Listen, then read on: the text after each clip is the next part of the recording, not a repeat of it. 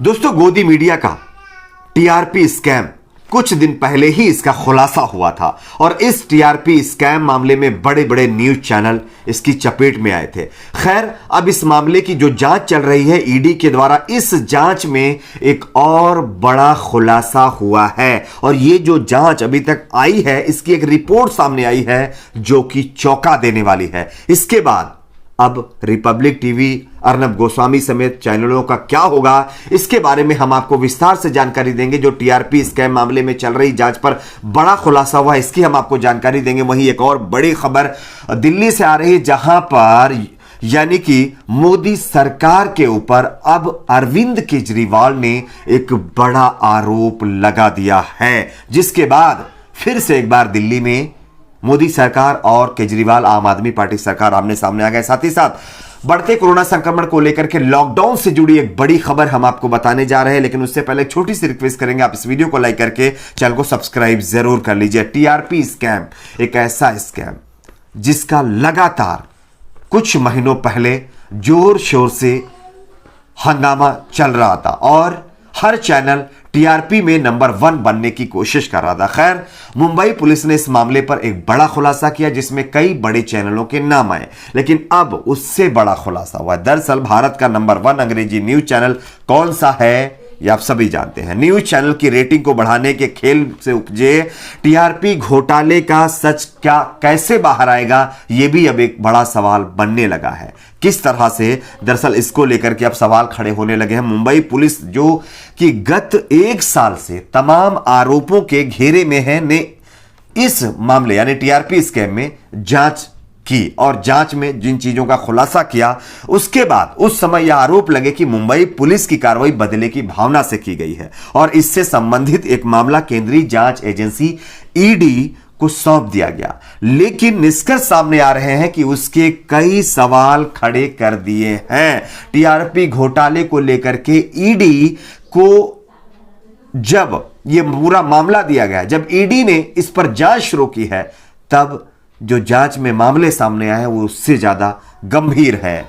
बताया जा रहा है कि बुधवार को इस पर कार्रवाई की गई है। करीब 32 करोड़ रुपए की प्रॉपर्टी इस मामले में जब्त कर ली गई है। मुंबई, दिल्ली और गुरुग्राम में चली इस कार्रवाई में अंतर्गत फकत मराठी बॉक्स सिनेमा महामूवी नाम चैनल के खिलाफ मनी लॉन्ड्रिंग के तहत कार्रवाई की गई है। लेकिन हैरत की बात है वो ये है कि इन जो कार्रवाई की गई है, ईडी के सूत्रों के मुताबिक मिली जानकारी के अनुसार कार्रवाई में कहीं भी रिपब्लिक टीवी का नाम तक नहीं है, जबकि इस मामले पर, इस पूरे घोटाले में मुख्य अभियुक्त जो है रिपब्लिक टीवी को बताया जा रहा था। अब आप सोचिए, रिपब्लिक टीवी जिसका सबसे ज्यादा चर्चा इसमें था इस मामले में कि टीआरपी स्कैम में सबसे बड़ा अगर मुख्य आरोपी के तौर पर कोई चैनल है तो वो रिपब्लिक टीवी है। लेकिन अब ईडी के सूत्रों के मुताबिक, मिली जानकारी के मुताबिक बताया जा रहा है कि इस रिपोर्ट में जो ईडी अभी इन्वेस्टिगेशन कर रही है, जो कार्रवाई की है इसमें रिपब्लिक टीवी का नाम तक नहीं है। सोचिए जरा। तो उसके बाद अब ये मतलब जो है सवाल खड़े होने लगे हैं, अगर इस तरह की जांच होगी तो रिपब्लिक टीवी के ऊपर क्या कार्रवाई होगी और किस तरह से कार्रवाई होगी, और अर्नब गोस्वामी साफ साफ बच जाएंगे, ऐसा क्या है?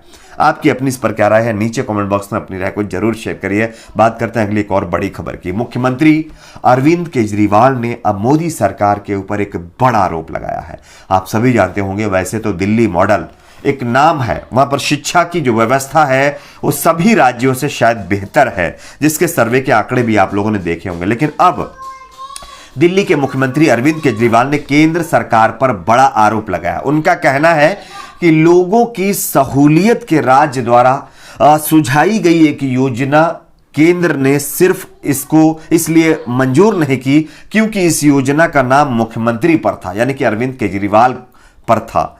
सीएम अरविंद केजरीवाल ने बताया कि इसलिए इस योजना का अब तक कोई नाम नहीं है। सीएम अरविंद केजरीवाल ने कहा है कि मुख्यमंत्री घर घर राशन योजना 25 मार्च से शुरू होनी थी, लेकिन बताया जा रहा है कि इसमें कल उनके पास केंद्र सरकार की तरफ से चिट्ठी आई है जिसमें यह बताया गया है कि यह योजना हम लागू नहीं कर सकते।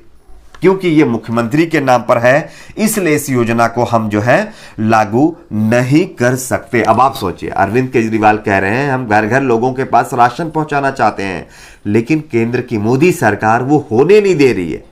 जबकि प्रधानमंत्री जी कह रहे हैं कि सबका साथ, सबका विकास और सबका विश्वास, देश को आगे बढ़ाना है तो राज्य सरकारों को काम करना पड़ेगा, हम सबको मिलकर काम करना पड़ेगा। जबकि आम आदमी पार्टी आरोप लगा रही है कि दिल्ली में हम लोगों को घर घर राशन पहुंचाना चाहते हैं एक स्कीम के तहत, तो उस स्कीम को मंजूरी केंद्र सरकार नहीं दे रही। अब आप सोचिए, इस तरह के आरोप अब मोदी सरकार के ऊपर लग रहे हैं। अब इसमें सच्चाई कितनी है ये तो बाद में पता चलेगा। खैर, आपकी अपनी इस पर क्या राय है, नीचे आप अपनी राय को जरूर शेयर करिए। देश में लगातार कोरोना संकट बढ़ता जा रहा है, जिसके चलते कई जगहों पर लॉकडाउन लगा दिया गया है। आप सभी जानते होंगे मध्य प्रदेश के 3 ऐसे शहर हैं जहां पर लॉकडाउन लगाए गए हैं। साथ ही साथ गुजरात के कई शहरों में नाइट कर्फ्यू लगा दिया गया, महाराष्ट्र में लॉकडाउन लगा दिया गया है। तमिलनाडु से एक बड़ी खबर सामने आ रही है। जानकारी मिल रही है कि देश में बढ़ते कोरोना संकट को लेकर के तमिलनाडु सरकार सतर्क हो गई है।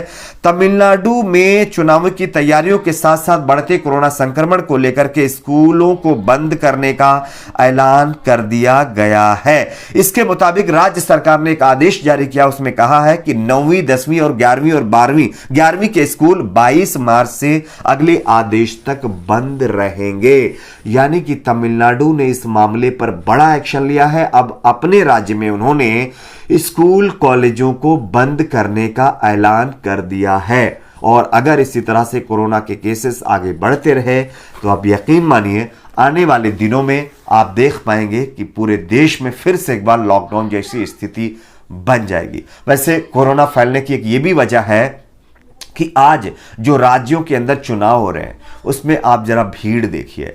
रोड शो के अंदर किस तरह से लाखों के भीड़ इकट्ठा की जा रही है, रैलियों के अंदर किस तरह से मजमा इकट्ठा किया जा रहा है, किस तरह से बड़े बड़े दिग्गज नेता अपने सभाओं के अंदर भीड़ इकट्ठा करने की कोशिश कर रहे हैं, भीड़ इकट्ठा ना होने की वजह से रैलियों को कैंसिल कर रहे हैं, ये आपके सामने है। जबकि कोरोना अपने पीक पर फिर से आ रहा है, लेकिन उसके बावजूद भी किसी को फिक्र नहीं है। इलेक्शन कमीशन ऑफ इंडिया को भी आप देख लीजिए, कोई गरीब तबके का इंसान अपनी शादी में 100 से ज्यादा लोगों को बुला ले तो उसके ऊपर कार्रवाई हो जाएगी, उसके ऊपर केस दर्ज हो जाएगा। लेकिन नेता लाखों लोग बुलाते हैं अपनी रैलियों के अंदर, उनके ऊपर कोई कार्रवाई नहीं है।